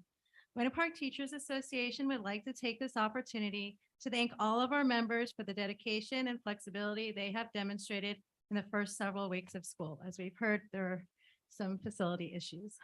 BPTA would like to thank its members who have shown dedication to their students and their profession while working in hot, uncomfortable rooms without working air conditioning, while still finding the energy to keep our students motivated and positive. This has been especially difficult these past few weeks when temperatures approached and even exceeded 100 degrees. Buena Park Teachers Association would like to thank our members who demonstrated flexibility while working at sites that did not have working phones, did not have internet access, did not have working copiers, and sites that were not fully staffed with media clerks, librarians, or instructional aides. Buena Park Teachers Association would like to acknowledge and commend the dedication and flexibility our members have shown while facing these challenges to the start of the new school year. Buena Park Teachers Association knows the amount of time and dedication each of our members gives to our students and our district's families, and we wanted your efforts and sacrifices to be acknowledged and recognized. BPTA also wants to thank all of our members for persevering through the difficult challenges we faced in kicking off the school year. Buena Park Teachers Association would like to especially thank the members at Pendleton School for having to persevere through all of these difficult challenges. Your positivity and flexibility in working through your site's unique challenges is an inspiration to us all. Thank you to all of our Buena Park Teachers Association members for their dedication to our students and our families. Thank you. Thank you. Thank you, Ms. Bright. Up next is Carrie Maserlian. Hi, I'm Karen Maserlian. I'm Vice President of the Buena Park Teachers Association.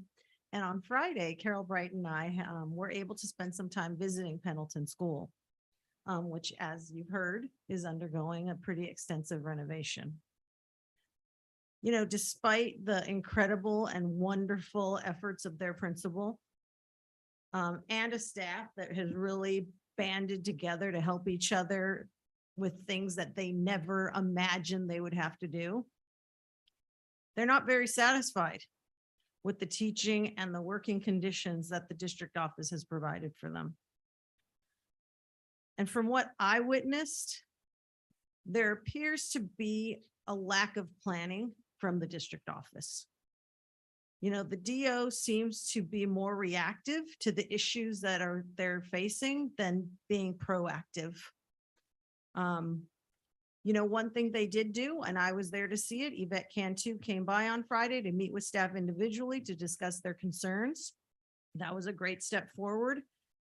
But, you know, I'd argue that this would have never been necessary if proper planning had been done initially.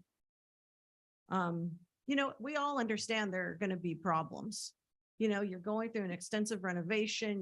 There are going to be bumps in the road. But I think we expect our leaders to kind of anticipate those bumps and maybe see them and say, you know what, there are going to be 20 things possible that could like go bad. Let's figure out a plan before they go bad, and hopefully only 3 things go bad. But I don't see that happening. So I hope that moving forward, the teachers at Pendleton and throughout the district will receive the support they need so that they can support their students. Thank you. Thank you. Thank you, Ms. Mastralian. We'll be moving on to hearing session, pupil textbooks and instructional compliance. Pursuant to Education Code Section 60119B, the governing board is required to hold a public hearing to encourage participation of parents, teachers, members of the community interested in the affairs of the school district and bargaining unit leaders as to whether each pupil in the school district has sufficient textbooks or instructional matters or both that are aligned to the content standards adopted pursuant to Section 60605 or 60605.8 in mathematics, science, history, social science, and English language arts as appropriate, that are appropriate and consistent with content and cycles of the curriculum framework adopted by state board. Dr. Montes, there's no comments. All right. Hearing session, bargaining proposal pursuant to Government Code 3547. Negotiations are permitted until proposals have been made public. The governing board of the Buena Park School District will provide time for public comments on the Buena Park School District and Classified School Employee Association, Chapter number 569, proposal for bargaining the compensation of bus drivers for the 2022-23 school year. No comments. Moving on to action calendar. Approval of resolution number 22 through -11, pupil textbooks and instructional materials compliance 2022-23. It's recommended that the governing board approve resolution number 22-11. Dr. Cantu? Yes, this is an annual resolution that we bring forth to the board and to our community to ensure that we have ample textbooks in all of our schools for all of our students. Do I have a motion? Motion. Nope. Go ahead. I'll second. We'll go with Mr. Chong first and second with Mrs. Sharp. Is there any discussion? With no discussion, we will move to approve the item with the roll call vote, starting with Mr. Chong. Aye. Shed? Aye. Samad? Aye. And I'm an aye, motion passes 4-0. Acceptance of the Long Beach Sailing Foundation grants recommended that the governing board accept a $20,000 grant. Dr. Menomintis? Like, turn it over to Dr. Cantu. Cantu? Yes, we once again are very happy and thrilled that our students will be able to participate in the sailing program that we've done so in past years. We actually will be having our new AP at the middle school. We'll be supporting it. She has a wonderful experience with CTE, so she'll be joining our Saturday events that will include not only sailing, but also our science experiments so that students understand water conservation and the need to not only preserve water, but then how do we use water for other resources. We also will include swim lessons over the summer. So we know that in order for our students to participate in sailing, they've got to learn to swim. And so it's truly a well-rounded program for our students at the middle school level. Thanks, Ms. Cantu. Do I have a motion? I'll make a motion. Thank you so much. Do I have a second? I'll second. Thank you, Michelle. Is there any discussion? With no discussion, we'll move to approve the items. All in favor? Aye. Aye, and I'm an aye, motion passes 4-0. Approval of job description, academic program supervisor. It's recommended that the governing board approve job description. Dr. Miramontes. Yeah, again, I'm going to turn this over to Dr. Cantu. Yes, as we've already stated that we are in full force with our after-school program, our extended day for our TK through 6th grade students. You know, our governor also allocated additional $4 million. And so this program is one that will not only support our students after school, but it'll be one that we can count on for academic growth as well as social and emotional growth. We do find that with this additional funds that we would like to bring forth a job description that would allow us to have a strong, seamless instructional program through the core instruction during the day, our traditional hours, all the way through to our extended hours after school. This position would allow us to monitor and to adjust targeted instruction for students during the day. By this position will look at data, will ensure that students have interventions during the day and those same interventions after school. Will also allow us to keep up with the enrollment so that all of our partners that we have after school are not only fully staffed, but also are full with our students, as many students as possible. This position will also be one that has access to data, both informing classroom teachers of how students are doing in the after-school program and parents. Many of our parents are looking for ways to support academics both at home and at school. They're asking us to provide tutoring, to provide targeted instruction. So this position will allow us to monitor our efforts to ensure that they are truly meeting the needs of our students. We also want to have this position be one that continues with a strong program, not only during the traditional school year, but also during our extended day and extended year. So it will go into the summer school program as well. Any questions? Sounds amazing to me. Do I have a motion? A motion. Thank you, Ms. Shedd. No second? No second. Thank you, Mr. Chong. Is there any discussion? With no discussion, we'll move to approve the item. All in favor? Aye. And I'm an aye, motion passes 4-0. Approval of the 2021, 2022 unaudited actuals. It's recommended that the governing board approve the 2021, 2022 unaudited actuals. Dr. Miramontes? Yes, I've got Sandra Pochi here, our Chief Financial Officer.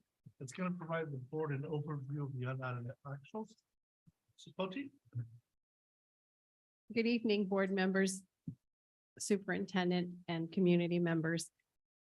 This is the report of our unaudited actuals, which is our actual data from 21-22. Next slide, please. Ed Code states that we must present this information to the board of the district by September 15th each year. It then goes on to the Orange County Department of Ed, who reviews it and sends it on to the state. So this is a requirement. So it gets its name because we haven't had our audit yet. The audit occurs between now and the 15th of December. So it's our actual financial data referred to as unaudited actuals because the audit hasn't occurred. Next slide, please. So we'll look at where we landed last year for 21-22 in our revenue. We had a total of 50.4 million in unrestricted revenue, 21 million in restricted revenue, for a total of 71.5 million in revenue in the general fund. That breaks out by our, if you look at it through funding source, local, the LCFF, local control funding formula, represents about 68% of our income. Federal revenues this year were 7.5 million or 10% of our income. State revenues were 9.8 million or 14%. And our other local revenue is 5.4 million or 8%. Next slide, please. When we look at our overall expenditures for 21-22, we have unrestricted expenditures of 38.8 million, restricted expenditures of 26.1 million, total expenditures of 64.9 million last year. Of those, in the chart, it shows personnel costs were 80% of our expenditures last year. Supplies and services were 18%, and our other outgo was 2%. Next slide, please. So we also have what's called other financing and sources or uses. This is our contributions to other programs. We are mandated to contribute to our routine restricted maintenance program. It's a 3% of our expenditures. We're also required to do our special ed contribution or a maintenance of effort. So we'll always have some money that we have to provide from the unrestricted side to the restricted side of the house for our special ed programs. And those in total were 7.8 million for both programs. Next slide, please. So where did that leave us when we look at our revenues versus expenditures? On the unrestricted side, we had an increase of 3.7 million. On the restricted side, an increase of 2.7. Our ending fund balance increased by 6.5 million. When you add that to our existing beginning fund balances, that left an ending fund balance on the unrestricted side of 12.9 million, restricted ending fund balance of 5.5 million, for a total ending fund balance of 18.5 million. Next slide, please. So when we look at the ending fund balance and what that is comprised of, the unrestricted ending balance of 12.9 has several non-spendable components for our revolving cash, our stores, and prepaid items. We have then our committed ending fund balance, which we had resolutions back in June to set aside our commitments. We're committing 6.4 million for specific items, $1 million towards textbook adoptions, OPEB of 534,000, a technology reserve of 250,000, Affordable Care Act set aside for 35,000, additional reserve of just over 1 million, future programming needs of 994,000, and a declining enrollment mitigation set aside of 2.6 million. In addition to that, we have our assignments. We've assigned for carryover and encumbrances 143,000 and the reserve capacity of 4.3 million. Our reserve for economic uncertainties, which is your required 3%, is 1.9 million. So go to the next slide. So where does that leave us when we look at our reserves and what our reserves are for the district overall? In 21-22, our overall total reserve percentage is 19.84%. We have the cap, as we've talked about, we have a mandated 10% cap. The 3% reserve and the assignments is what goes towards that cap, and we're at 9.89% for 21-22, and our committed reserves are 9.95%. When you take the balances from 21-22, you add them to our 22-23 budget, including the 45-day adoption changes, that leaves us an ending balance of 16.3 million on the unrestricted side and 20.1 on the restricted side. A total reserve percentage of 22.49% is projected for 22-23. Reserve towards the cap is at 9.92 with the committed reserves of 12.57%. Next slide, please. Those are all the numbers regarding our general fund, which is our main operating fund. In addition, we have several other funds that are listed here. We have our student activity fund, which is your ASBs at your middle school. They began with just over $3,500 and ended the year with $5,700. Our child development fund, which is where our state preschool program is housed, had a beginning balance of just over 76,000. They brought in revenues of 1.1 million, expenses of 983,000, with an ending balance of 218,000. Our cafeteria program began with just over $3 million. They brought in revenue of 4.3 million. They had expenditures of 2.9 million, and they're ending the year with a $4.5 million fund balance. Our deferred maintenance fund just hasn't been closed. It's had a beginning balance of $12, earned a little interest of 43, and it ends at $55. The building fund, or bond fund, Fund 21, began with 9.5 million. It had revenues of 10.7 million. Now those revenues are what we transferred. You'll see those, or they come in Fund 35, the county school facilities fund. And then they were transferred over to the building fund. That's our matching funds from previous projects. And then we had expenses so far as of June 30th was 7.1 million for an ending balance in Fund 21 of 13.1. This was as of June 30th. So a lot of our summer expenditures, of course, will be in the new fiscal year.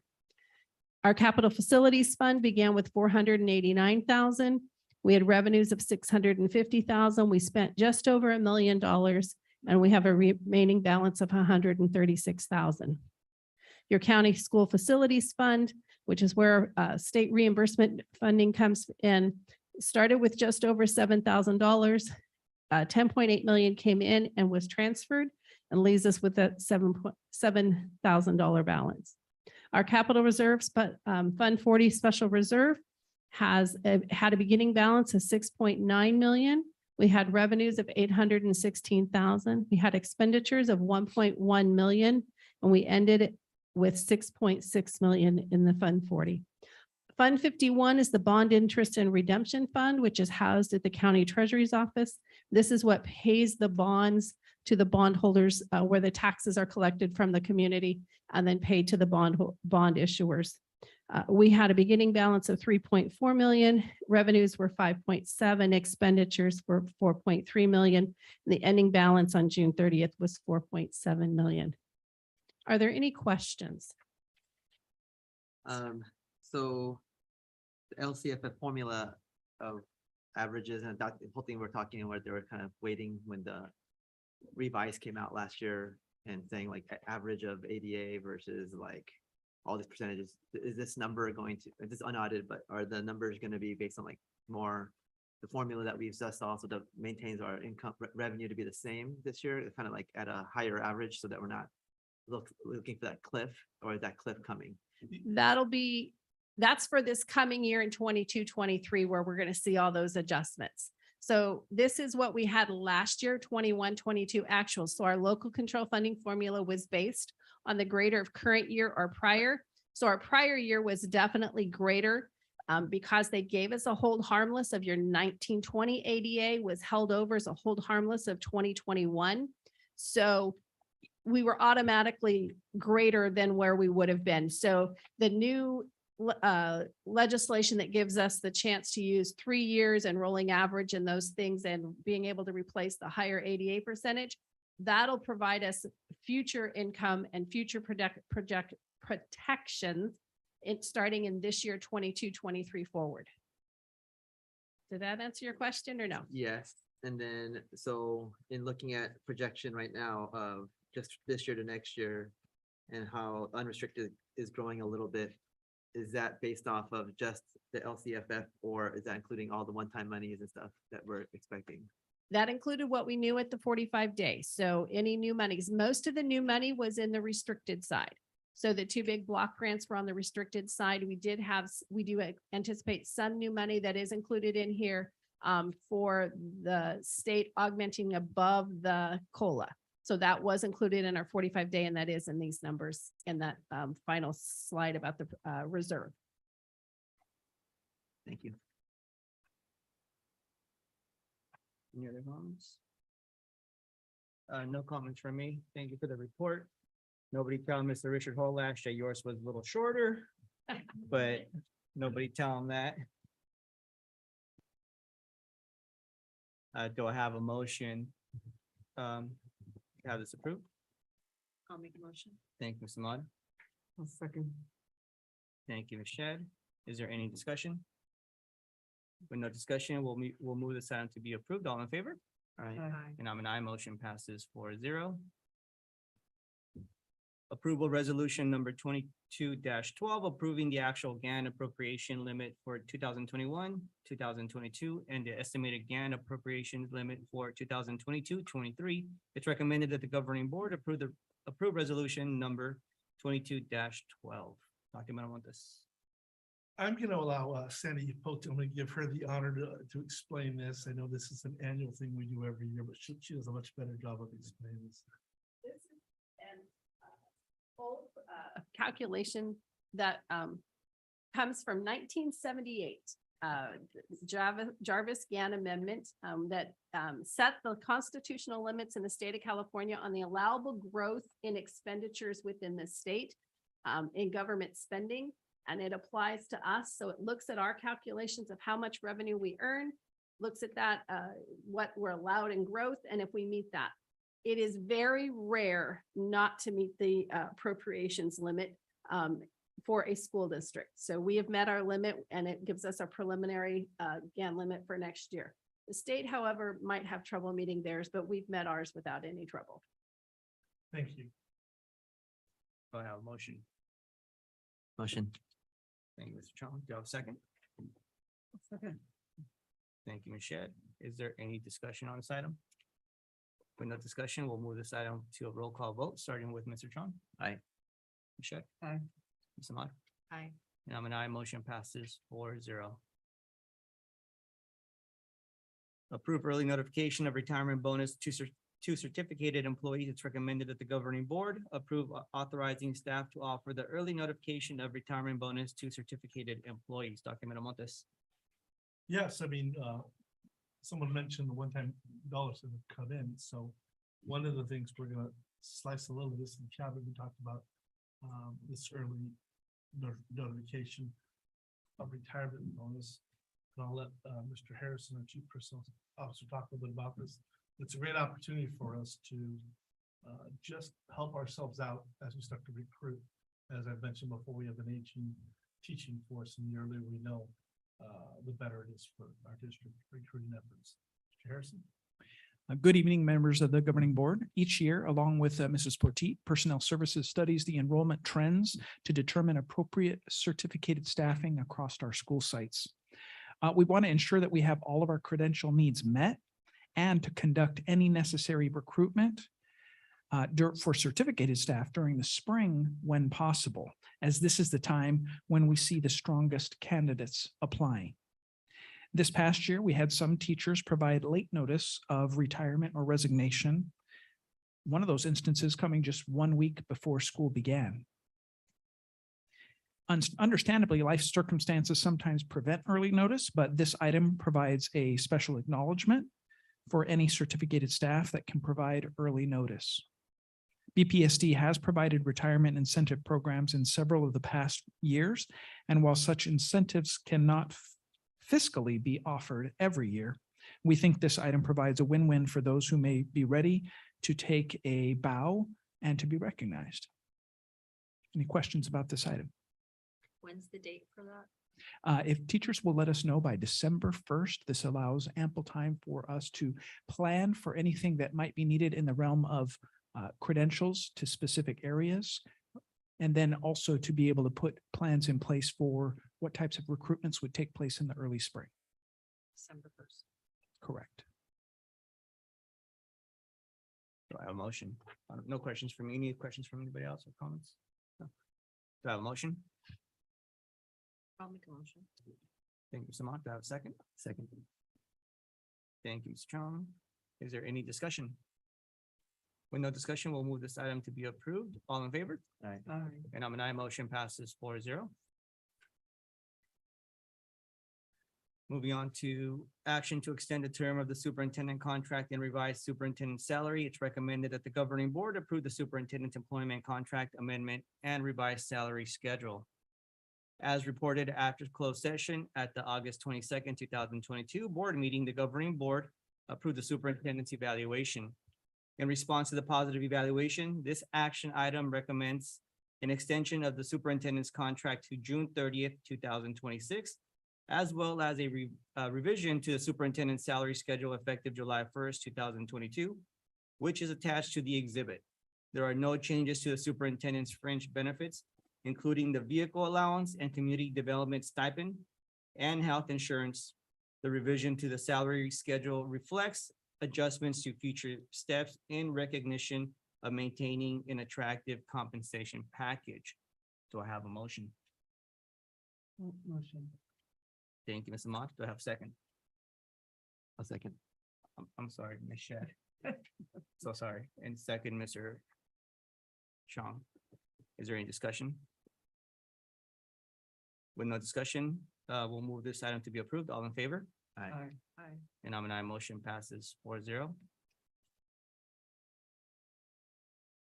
Consent calendar, unless a trustee has a question concerning a particular item and asks that item be withdrawn from the consent calendar, the items are approved at one point by the governing board. Start with Mr. Chong. Nothing to remove. Ms. Shedd? Mr. Ahmad? I have nothing. And I have nothing to remove. With nothing to be withdrawn, do I have a motion? Motion.